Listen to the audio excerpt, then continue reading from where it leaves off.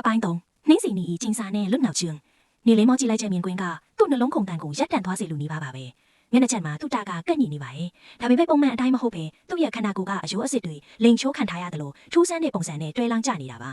သူ့တာရဲ့ပါးစပ်ထဲကနေသွေးတွေကတစ်ဆက်ချင်းစီးကျနေပြီးသူ့မျက်လုံးတွေကတော့အထူသားတွေပဲမြင်နေရပါတယ်သူ့တာဆဲလာခဲ့ငါတို့ဒီကနေထွက်ရမယ်နေလင်းကအော်ဟစ်ပြီးသူ့တာရဲ့ခြေထောက်ကိုလှမ်းဆွဲဖို့ကြိုးစားတယ်ဒါပေမဲ့မေကနေလင်းရဲ့လက်ကိုအတင်းဆွဲထားလိုက်တယ်နေလင်းမဟုတ်ဘူးအဲ့လားသူ့တာမဟုတ်တော့ဘူးကြည့်ဦး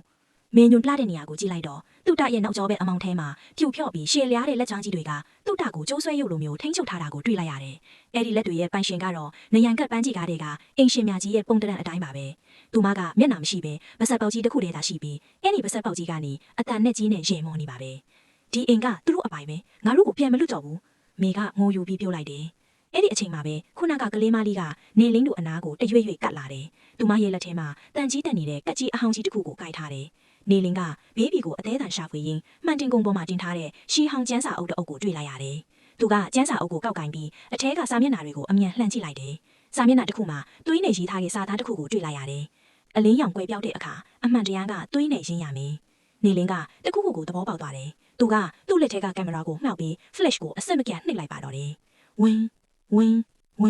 ပြင်းထန်တဲ့ကင်မရာမီးရောင်နဲ့အောက်မှာမျက်နှာမရှိတဲ့မိန်းမကြီးနဲ့ကလေးမလေးဟာနာကျင်စွာနဲ့အော်ဟစ်ပြီးတဖြည်းဖြည်းအရေးပြိုကျသွားသလိုပျောက်ကွယ်သွားကြတယ်။အိမ်တကားကလည်းအလိုအလျောက်ပွင့်ထွက်သွားပါတယ်။မြင့်သူ့တာကိုဆွဲချပြီးပြေးကြတယ်။နေလေးနဲ့မေကသူ့တာကိုအတင်းဆွဲချပြီးအိမ်အောက်ထက်ကိုအသက်လုပြီးပြေးဆင်းလာကြတယ်။အနောက်ကနေအိမ်ကြီးတစ်လုံးလုံးတုံခါနေပြီးငေါ့စီမှာပဲနေခဲ့ကြဆိုတဲ့အတန်ဆိုးကြီးကလိုက်ပါလာပါတယ်။သူတို့အိမ်ပြင်ကိုရောက်ပြီးကားပေါ်တက်ပြီးအရှိန်နဲ့မောင်းထားလိုက်တဲ့အချိန်ထိအိမ်ကြီးရဲ့အပေါ်တက်ပြတင်းပေါက်ကနေကလေးမလေးကလက်ဝိုက်ရမ်းပြနေတာကိုနောက်ကြည့်မှန်ကနေမြင်နေပါသေးတယ်။နီကုံ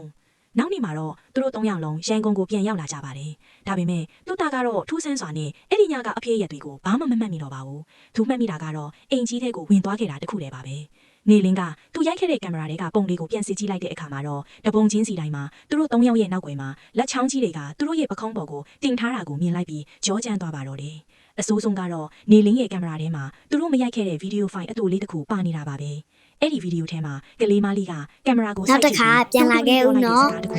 ။今天该过好明天就多